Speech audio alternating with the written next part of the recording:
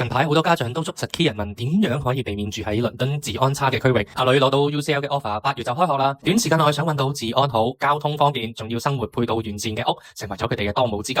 key 人做咗超過10年房地產，只有客戶諗唔到，並冇我哋揾唔到嘅項目。今日呢個位於北倫敦嘅黃金地帶項目就完全符合佢哋嘅要求啦，而且價錢亦都非常吸引。房單位39萬鎊起，呢個係無公攤面積足足66平米嘅超大兩居室，只需53萬鎊，仲免費送你7平米嘅陽台。咁綠色嘅牆配上淺綠色嘅地板，成個空間清新又舒適。客廳嘅大片落地玻璃窗正對住中央花園 ，L 型嘅開放式廚房，全套西門子電器一應俱全。臥室亦都非常貼心咁，已經鋪好軟綿綿嘅地氈，溫馨又有格調。Barnet 可以話係北倫敦嘅頂級校區，好多本地嘅白人都中意住喺呢度。落街2分鐘就可以去到地鐵黑色線 Colindale 站，20分鐘直達市中心。去 UCL 同埋中央聖馬丁都非常方便，開車唔使一陣，亦都可以去到哈羅公學等7個 outstanding 嘅中小學。附近開車5分鐘，仲有邦邦美食城、中超龍鳳行等等。就算唔識煮飯，都可以隨時食到熟悉嘅味道。社區有24小時安保，就算個女返學返到幾夜都唔需要擔心。華人家庭比例非常之高，環境超級友善。而家2房單位只需首期5萬鎊就可以鎖定，俾個女住一間，另一間租俾同學，